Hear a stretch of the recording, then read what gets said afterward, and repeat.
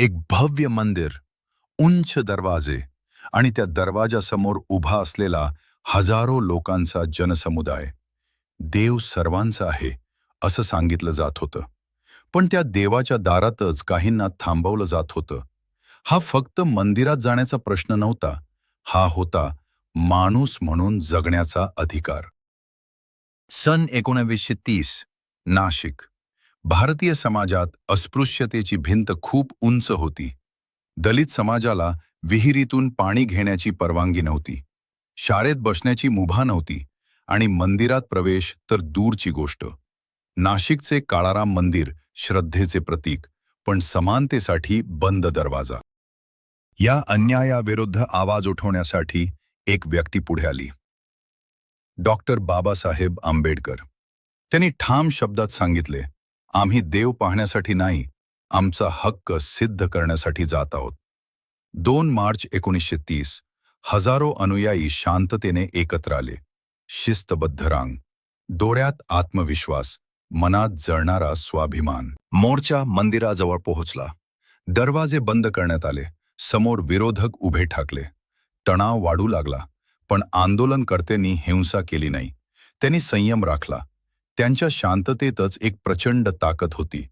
ते फक्त मंदिराचे दरवाजे उघडण्याची मागणी करत नव्हते, ते समाजाच्या मनातील दरवाजे उघडण्याची लढाई लढत होते.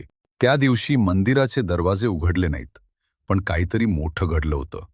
दलित समाजाच्या मनातली भीती नाहीशी होत होती. आत्मसन्मानाची जाणीव जागी होत होती. हा संघर्ष महाराष्ट्रापुरता मर्यादित राहिला नाही, तो संपूर्ण देशभर चर्चेचा विषय बनला.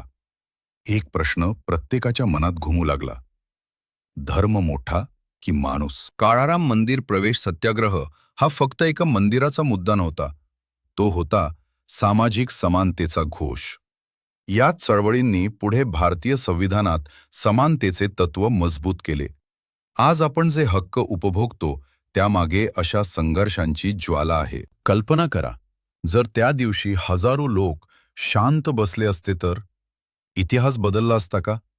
हा संघर्ष आपल्याला शिकवतो, हक्क दिले जात नाहीत, ते मिळवावे लागतात.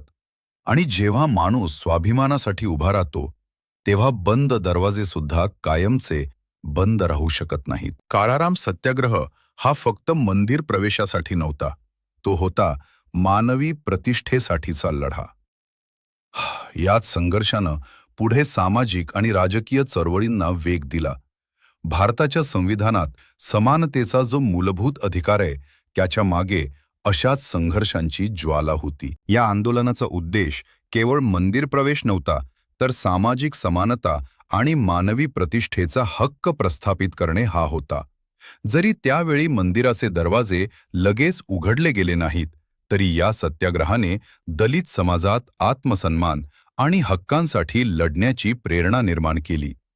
काळाराम मंदिर प्रवेश आंदोलन हे भारतीय सामाजिक सुधारणा चळवळीतील एक महत्त्वाचे पाऊल मानले जाते आणि पुढील समानतेच्या लढ्यांना यामुळे बळ मिळाले.